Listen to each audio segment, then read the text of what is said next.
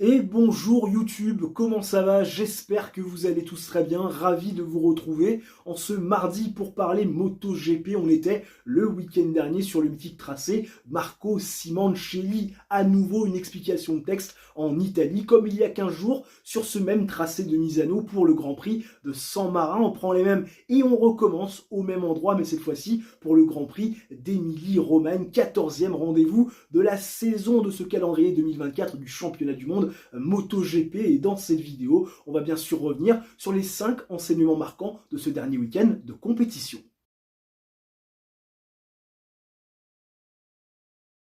Enea Bastianini, la bête de Rémini, a donc été couronné chez lui dans son pays, lui qui réside à quelques kilomètres de ce mythique tracé Marco Simoncelli. Enea Bastianini, on le sait, il est très à l'aise sur ce circuit qu'il connaît comme sa poche, à l'instar de Francesco Bagnaia, son coéquipier chez les Rouges de Ducati officiel. Et l'ami Enea Bastianini, lors du dernier Grand Prix, il y a 15 jours, sur ce même tracé, avait pris la 3e place dans des conditions un petit peu spéciales, sur une piste presque séchante. Et Enea Bastianini a montré qu'il était à l'aise ce week-end et dès le vendredi, avec des essais plutôt satisfaisant et puis surtout une première ligne 3e des qualifications derrière les intouchables Francesco Bagnaia et Jorge Martin. Un podium sur la course sprint et puis le dimanche sur le Grand Prix, la course qui compte vraiment. Enea Bastianini nous a fait du Bestia tout ce qu'on attend de lui, c'est-à-dire un pilotage agressif sans aucune arrière-pensée et surtout sans aucune retenue. Il a dépassé Francesco Bagnaia dans un premier temps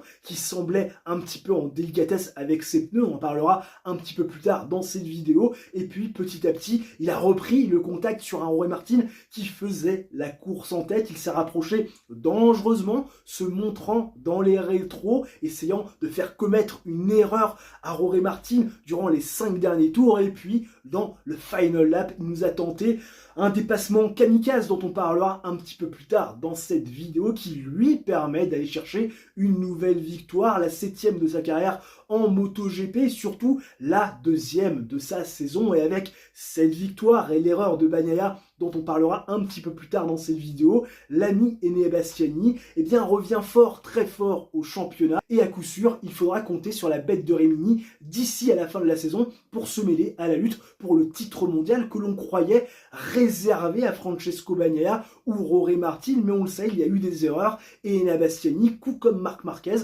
sont désormais en embuscade pour aller jouer les troubles faits. Alors bien sûr, Enea Bastianini n'est pas autant régulier que Jorge Martin, n'est pas autant capable de gagner que Francesco Bagnaia, mais en attendant, il arrive à s'immiscer, se glisser dans les portes laissées entrouvertes par Jorge Martin et par Francesco Bagnaia, qui à tour de rôle commettent des erreurs. Et on le sait, Enea Bastianini, il a fait le plein de confiance depuis le début de la saison sur les courses longues, les formats de Grand Prix normaux avant l'introduction des courses sprint. C'est 8 podiums, dont 2 victoires depuis le début de l'année 2024. On sait également qu'Enea Bastianini, dans sa position, il n'a plus rien à perdre, et puis surtout, il ne doit plus rien à Ducati, et ce depuis sa signature officielle dans l'équipe GasGas Tech 3 KTM, dirigée par Hervé Schmoncharal, qui le rejoindra l'année prochaine. On ressent quelque part un changement chez Enea Bastianini, et on ressent à nouveau un Enea Bastianini pertinent comme il l'avait été en 2022. Souvenez-vous, à cette époque-là, il était encore dans l'équipe Gresini Ducati sur une machine non officielle dans un team satellite, et il avait réussi à enfiler les victoires comme des pères, notamment en première partie de saison. Et puis en deuxième partie de saison, lors de la fin de l'année, il revenait fort au championnat, il était encore potentiellement titrable, et il était jusque-là un danger pour Fabio Quartararo et même Francesco Bagnaia en fin d'année 2022 pour le titre mondial. Il avait été un peu calmé, on s'en souvient, par Ducati, qui lui avait offert une promotion dans l'équipe des Rouges, mais qui lui avait quand même dit: cette année, mon petit, c'est pour Pecco. Et là, Enea Bastianini, il ne doit plus rien à personne, et c'est dans ces moments-là où très clairement, il est le plus dangereux. Rory Martin a fait le week-end idéal, presque parfait. Et oui, lui que l'on avait quitté, on s'en souvient, très déçu, presque abattu après son énorme bourde lors de ce Grand Prix de Misano, Grand Prix de Saint-Marin, le premier de cette saison 2024. Rory Martin qui décide de rentrer au stand pour chausser des pneus pluie alors que son principal rival, qui était en tête de la course, est resté en piste, une énorme bourde qui lui coûte des points, beaucoup de points, puisque Francesco Bagnaia a réussi à aller chercher la seconde place juste derrière Marc Marquez, et puis Rory Martin, avec un tour de retard, va chercher seulement la 15e place. Et Rory Martin, je vous l'avais dit, après cette énorme erreur, il allait être irréprochable, au moins sur les 3-4 Grands Prix qui allaient suivre. Et on va pas se le cacher, Rory Martin, il l'a été. Alors bien évidemment, je vous l'avais spécifié, être irréprochable ne signifie pas forcément gagner, surtout sur un circuit que Francesco Bagnaia connaît par cœur et surtout affectionne grandement. L'ami Rory Martin, on ne peut rien lui reprocher, si ce n'est peut-être sa goutte d'eau lors de la course sprint qui permet à Francesco Bagnaia de prendre les devants et de s'imposer. Mais Rory Martin, dans les faits, il avait été battu par plus fort face à un Francesco Bagnaia qui était clairement le plus rapide tout au long du week-end. Et malgré ça, Rory Martin, c'est deuxième des qualifications, deuxième de la course sprint et surtout une initiative lors du Grand Prix du dimanche, la course qui compte vraiment. Rory Martin dans la roue de Francesco Bagnaia qui petit à petit va faire son retard et tenter un dépassement sur le double champion du monde en titre qui semblait en délicatesse. Rory Martin qui prend la tête pour casser le rythme de Francesco Bagnaia et éviter que ce dernier nous fasse une Assen bis où il avait réussi à s'imposer avec plus de 3 secondes et demie d'avance. Rory Martin, il a bien joué le coup, il s'est mis à l'abri des attaques de Francesco Bagnaia et jusque dans le dernier tour, il avait cette victoire qui lui tendait les bras. Malheureusement pour lui, pas de 25 points pris après la chute regrettable de Francesco Bagnaia dont on parlera un petit peu plus tard dans cette vidéo, mais 20 bons points qui lui permettent de prendre de l'avance au championnat et forcément ça va avoir son importance même si Rory Martin à l'issue de ce Grand Prix, on va pas se le cacher, il était loin, très loin d'avoir le sourire.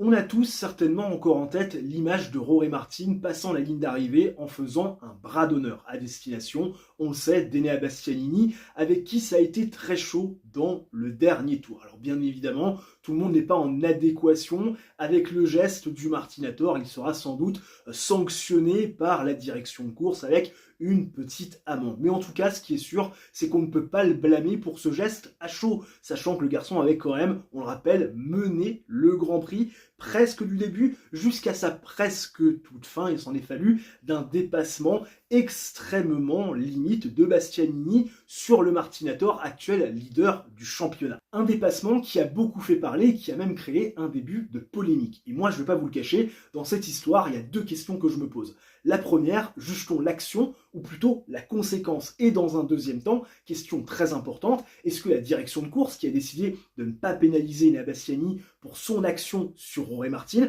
aurait-elle pris la même décision si un autre pilote que la bête de Rémini avait tenté un dépassement de ce type sur un pilote comme Rory Martin ou même Francesco Bagnaia qui, on le rappelle, en cette fin de saison 2024, joue le titre mondial. Je vous dis ça parce que, on le sait, dans l'histoire récente du MotoGP, la direction de course nous a quand même gratifié de quelques dingueries niveau sanctions. Il y a des pénalités qui ont été infligées à des pilotes, à titre personnel, que je n'ai toujours pas comprises. Et je pense que la semaine prochaine, je vais faire une vidéo spéciale pour mettre en lumière quelques-unes des incohérences de la commission de course de ces dernières années. Alors je sais que l'histoire Bastianini-Martin et cet épisode qui a eu lieu du côté du Grand Prix d'Émilie-Romagne dans le dernier tour fait beaucoup parler et qu'il y a 2 camps qui s'affrontent, les pro-Rossi et les pro-Marquez. Généralement, quand on est pro-Rossi, on n'aime pas Marc Marquez. Quand on est pro-Marc Marquez, on n'aime pas Valentino Rossi. C'est un peu comme en tennis, quand on est fan de Djokovic, on n'est pas fan de Federer. Et généralement, on ne supporte pas la communauté voisine parce que ce sont 2 personnes qui touchent un public totalement différent. Et en MotoGP, c'est un petit peu pareil. Quand vous êtes pro Marc Marquez, vous ne pouvez pas faire partie de la communauté de Valentino Rossi. Quand vous êtes pro Valentino Rossi, vous adorez les Italiens et vous détestez les les Espagnols. Quand vous êtes pro Marquez, vous adorez les Espagnols et vous connaissez la chanson, vous détestez les Italiens. Heureusement pour moi, je ne fais partie d'aucune de ces communautés. Je dis heureusement parce que quand vous faites partie soit de la communauté Marquez, soit de la communauté Rossi, vous finissez par fréquenter un milieu très toxique à certains moments et surtout vous perdez tout sens d'objectivité. Moi je dis une chose, une seule, unique chose. Quand on tente un dépassement, on est responsable de son initiative, c'est-à-dire qu'on est responsable de l'action qui arrive. Et on est aussi, bien évidemment, responsable de la séquence que l'on a initiée, de sa finalité et éventuellement de la conséquence de cette dernière. C'est pour ça que quand j'entends qu'Alex Marquez est responsable de l'accrochage et de la chute de Francesco Bagnaia au Grand Prix d'Aragon, ça me fait doucement rigoler. Alex Marquez, on le sait, il prend la corde au virage à droite, trajectoire préférentielle puisqu'il a l'intérieur, il a les yeux rivés droit devant dans le sens du virage, c'est-à-dire à droite. Comment peut-il être responsable de l'accrochage avec Francesco Bagnaia alors que ce dernier arrive à l'extérieur, donc sur sa gauche, et qu'il va couper sa trajectoire en allant au contact? Non, très clairement, c'est pas possible. Dans le cas d'Enea Bastianini, parce que quand même on va en parler, Enea Bastianini, dans l'idée, le dépassement, je peux le comprendre. Jorge Martin, il est quand même, on le rappelle, en train de fermer les portes depuis 5 tours, il soigne ses trajectoires, mais on le sent quand même un petit peu en fin de course, Jorge Martin. Les chronos sont moins bons, et puis derrière, Bastianini il met la pression. Ouais, sur les 5 derniers tours, il était là, dans la roue, il cherchait l'ouverture, et puis on voyait Martin fermer les portes. Et puis effectivement, dans ce virage à droite, dans le final lap, on a un Jorge Martin qui ouvre la porte à l'intérieur. Et clairement, ça paraît logique qu'Enea Bastianini s'engouffre dans la porte laissée entrouverte. Sauf qu'un dépassement, quand on l'initie, il faut le contrôler. Et là, quand j'entends qu'Enea Bastianini a contrôlé son dépassement, pardon, ça me fait doucement rigoler. Quelqu'un qui contrôle son dépassement, il ne sort pas de sa trajectoire. 90% des dépassements qui sont faits en MotoGP, on peut inclure la Moto 2 et la Moto 3 dedans, se font au millimètre. Souvent, on voit les pilotes s'engouffrer dans un trou de souris. Mais la majorité du temps, eh bien, le pilote qui initie le dépassement reste que sur sa trajectoire. Et là, Enea Bastianini, on va pas se le cacher, il n'est absolument pas resté sur sa trajectoire. Enea Bastianini, il arrive vite, très vite, trop vite, il ne contrôle pas son freinage, il ne contrôle pas non plus sa direction, bref, il ne contrôle pas sa moto. Alors bien sûr, certains vont me dire, oui, ok, très bien, il élargit, il sort de sa trajectoire, mais il y a quelques années auparavant, c'était pire. Oui, bien évidemment, avant, avec Rossi, avec Stoner, avec Marquez, il y a encore 10 ans, on voyait des choses assez folles en termes de dépassement, des choses qu'aujourd'hui on ne peut plus se permettre de faire, parce que les motos ont changé, les moteurs sont plus puissants, les motos sont plus puissantes, il y a plus d'aérodynamique, il y a également, on le rappelle, beaucoup plus d'électronique, et tout ça, c'est difficile à contrôler. Et on va pas se le cacher, même si Bastianini, on peut pas lui en vouloir d'avoir tenté ce dépassement, clairement, ce dépassement n'était pas contrôlé, il n'a pas contrôlé son freinage, il n'a pas contrôlé sa direction, bref, il n'a pas contrôlé sa moto. Et il rentre en contact avec Jorge Martin, il coupe la trajectoire de Jorge Martin. C'est un véritable bloc-pass. Et on va pas se le cacher, cette action aurait pu avoir des conséquences dramatiques parce que Jorge Martin, il a la présence d'esprit quand il voit Bastianini sur sa trajectoire de relever légèrement la moto. Mais si Martin décide de foncer tête baissée, de garder sa trajectoire parce qu'il y est bien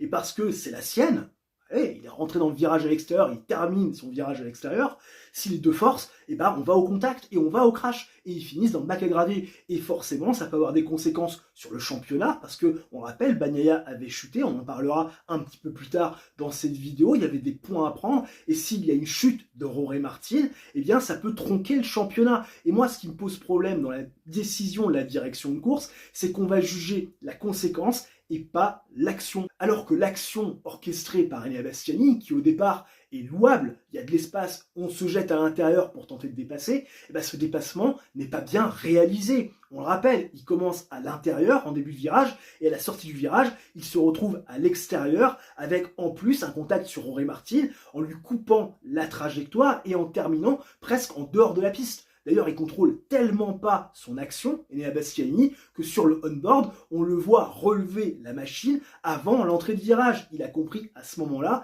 que son dépassement n'était pas bien exécuté. Et le jour où on sanctionnera l'action plutôt que la conséquence, eh bien on se mettra à l'abri, eh bien éventuellement de ce genre de dépassements qui sont extrêmement limites, qui auraient pu avoir une conséquence énorme au championnat et qui auraient pu aussi occasionner un accrochage, une chute et potentiellement une blessure, puisqu'on sait que les chutes à basse vitesse sont souvent beaucoup plus meurtrières que les chutes à haute vitesse. Selon moi, on doit bannir ce genre de comportement et le sanctionner, mais encore une fois, ça n'engage que moi. Parlons désormais de Francesco Bagnaia, qui était très loin de toutes ces considérations et très loin de toute cette polémique entourant le dépassement d'Enea Bastianini sur Jorge Martin, puisque Francesco Bagnaia a vécu un week-end mi-figue, mi-raisin. On le sait, sur ce tracé de Misano, sur ce circuit, Marco Simoncelli, qu'il connaît par cœur, qu'il affectionne, il fait 7 à 800 tours par an chaque année sur ce tracé avec ses motos pour s'entraîner, et Francesco Bagnaia, devant son public, il voulait faire les choses bien. Et son week-end avait parfaitement commencé. Bien sûr, de superbes essais, il était déjà le plus rapide, il est parti en pole, il a gagné la course sprint et il voulait impérativement aller chercher la victoire sur le Grand Prix, celle qui lui avait échappé, on s'en souvient, il y a 2 semaines, face à un Marc Marquez absolument exceptionnel. Seulement, eh bien, Francesco Bagnaia a vu ce week-end parfait tourner au cauchemar, parce que si il s'était lancé de la pole position, s'il a réussi à aller chercher le all shot, s'il a réussi à mener les premiers tours du Grand Prix, très rapidement il s'est fait dépasser par Jorge Martin et par Enea Bastianini, perdant même du terrain 10e après 10e, tour après tour, se retrouvant au plus fort de son désavantage à presque 3 secondes d'Enea Bastianini qui revenait tambour battant sur Jorge Martin. Et l'ami Francesco Bagnaia, a priori, avait des problèmes pneumatiques. Il a eu du mal à mettre en température ses pneus. Alors, difficile de croire à un défaut pneumatique, puisque quand il y a un défaut sur un pneu, quand le pneu est défaillant, il reste défaillant de A à Z. C'est pas « oh tiens, je suis défaillant », et puis après, non, finalement, c'était une blague, je suis à nouveau performant. Je pense qu'il y a eu clairement un souci de chauffe pneumatique, peut-être un souci aussi éventuellement de réglage, ça sera analysé avec la télémétrie. Pour l'instant, on n'a pas plus d'informations que ça, mais toujours est-il que l'ami Francesco Bagnaia se retrouvait très loin. Et puis finalement, au bout de presque 15 tours, à 12 tours de l'arrivée, Francesco Bagnaia a commencé à passer la surmultipliée. Francesco Bagnaia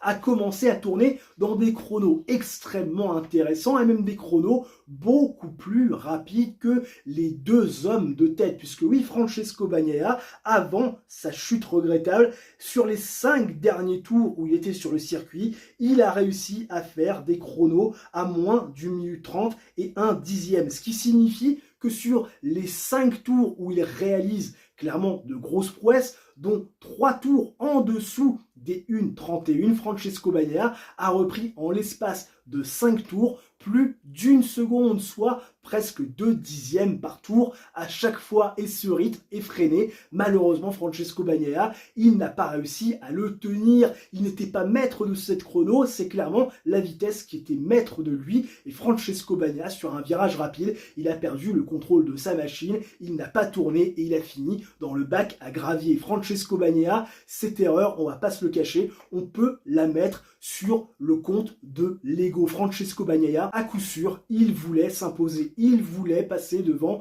Jorge Martin, il voulait aller gagner chez lui sur son tracé de Misano devant les fans italiens. Et malheureusement, Francesco Bagnaia, comme à chaque fois qu'il chute, il s'est mis, à mon sens, un peu trop de pression, il s'est mis, à mon sens, un peu trop en danger, et il a fini par finir sa course dans le bac à gravier. Et forcément, au championnat, ça a beaucoup de conséquences, puisque désormais, il se retrouve avec 24 points de retard sur l'ami Jorge Martin, et on va pas se le cacher, Francesco Bagnaia, avec cette énorme erreur, finalement, il rend le cadeau de Jorge Martin d'il y a 2 semaines, il se retrouve aussi à regarder derrière, puisque dans le rétroviseur se trouve Enea Bastianini à 35 points et Marc Marquez qui va chercher un nouveau podium, le 3e consécutif, pointe désormais à 36 points du double champion du monde en titre. Francesco Bagnaia, on va pas se le cacher, au-delà de la perte comptable, je pense que ça va lui faire très mal à Francesco Bagnaia de comme cela chuter sur un circuit qu'il affectionne tant,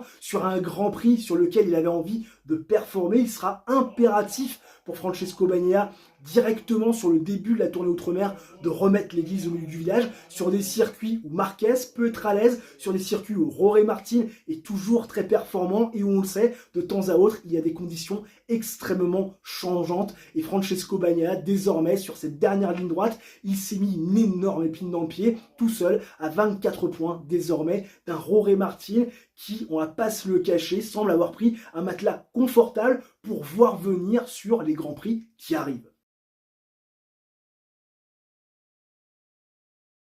Fabio Quartararo est loin de toutes ces considérations. Fabio Quartararo, il ne se bat pas pour les victoires, il ne se bat pas pour les podiums. Mais Dieu que Fabio Quartararo nous fait plaisir. Franchement, ce Fabio Quartararo-là, on en redemande tous les week-ends de Grand Prix. Qu'est-ce qu'il nous a régalé? 5e des essais cumulés. On va pas se le cacher, quand vous avez une Yamaha, c'est clairement une performance de premier plan. Il se qualifie 9e sur la grille de départ. Alors un petit peu de déception parce qu'il était tellement proche à 1/10 de la 6e place, mais seulement 89 centièmes de concédé à Francesco Bagnaia sur son circuit. Et on le rappelle, sur un tour rapide, la Yamaha, elle concède certainement au moins une seconde à la Ducati 2024. C'est vous dire la performance de Fabio Quartararo. Et Fabio Quartararo, sur les courses du samedi et du dimanche, il s'est transformé en 0,07, puisque oui, 2 fois 7e de ses courses. 7e sur la sprint race, bien évidemment. On l'a vu très agressif et puis surtout avec un rythme très impressionnant puisque oui, Fabio Quartararo, sur les 13 tours de cette course sprint, il ne concède que 8 secondes 405,